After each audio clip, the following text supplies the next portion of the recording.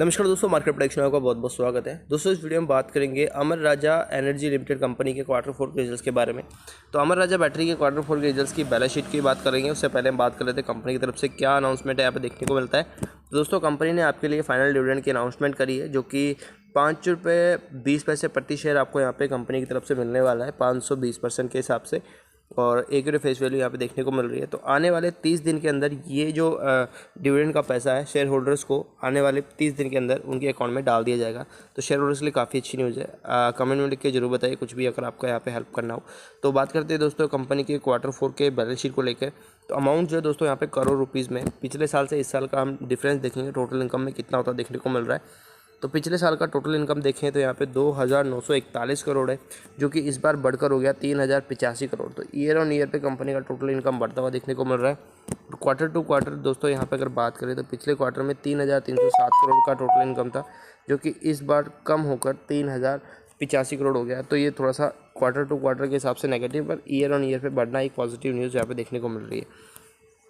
Expenses को लेके बात कर लेते हैं दोस्तों। पिछले साल का टोटल एक्सपेंसेस अभी यहाँ पे देखें तो 2,631 करोड़ का टोटल एक्सपेंसेज है। इस बार सेल के हिसाब से बढ़ता हुआ देखने को मिल रहा है, बिकॉज यहाँ पे 2,873 करोड़ का टोटल एक्सपेंसेज है, जबकि पिछले क्वार्टर में 3,009 करोड़ का एक्सपेंसेज है, जो कि सेल के हिसाब से ही यहाँ पे देखने को मिलता है। अभी अब चलते हैं कंपनी के एक्सपेंसेस को लेकर।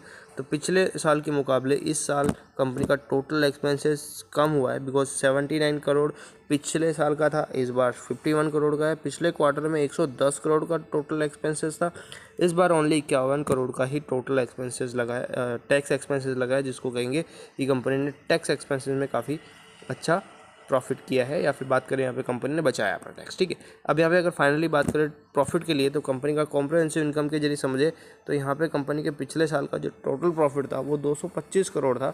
इस बार कंपनी का प्रॉफिट ओनली 53 करोड़ ही रह गया। मतलब कि यहाँ पे ईयर ऑन ईयर बेसिस पे कंपनी का टोटल प्रॉफिट में गिरावट आ रही है, जबकि कंपनी की सेल यहाँ पे बढ़ते हुए देखने को मिली थी। तो यहाँ पे कौन सी जगह यहाँ पे कंपनी को एक अच्छा प्रॉफिट हुआ है, या फिर यहाँ पे कंपनी को कहाँ से इतना प्रॉफिट निकल के आ रहा है जहाँ पे कंपनी को मदद मिली है। तो नॉर्मली अगर मैं बात करूँ दोस्तों यहाँ पे कंपनी के ऑलमोस्ट ऊपर वाले प्रॉफिट को लेकर, जहाँ पे कंपनी के टैक्स माइनस करने के बाद यहाँ पे प्रॉफिट निकल के आ रहा था, वहीं पे आप चेंजेस आप देख पा रहे हैं, क्योंकि पिछले साल का जो टोटल प्रॉफिट था वो 309 करोड़ था, इस बार 212 करोड़ ही देखने को मिल रहा है।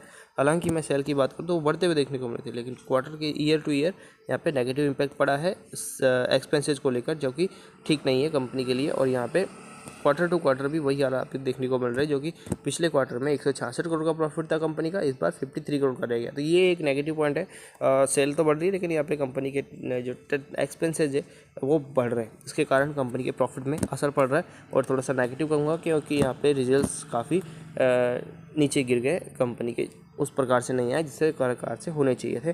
अगर बात करें शेयर फेस वैल्यू के हिसाब से अर्निंग पर शेयर का, तो यहाँ पे पिछले साल का अर्निंग पर शेयर 12 पॉइंट्स के साथ था, इस बार 8.83 के आसपास रह गया, जबकि पिछले क्वार्टर में भी 16 पॉइंट्स के साथ था। ईयर टू ईयर कम हुआ है, क्वार्टर टू क्वार्टर भी यहाँ पे कम होता देखने को मिल रहा है। ठीक है, धन्यवाद। लाइक सब्सक्राइब करें वीडियो को, शेयर पे काफ़ी ठीक ठाक नॉर्मली इम्पैक्ट पड़ना चाहिए। धन्यवाद।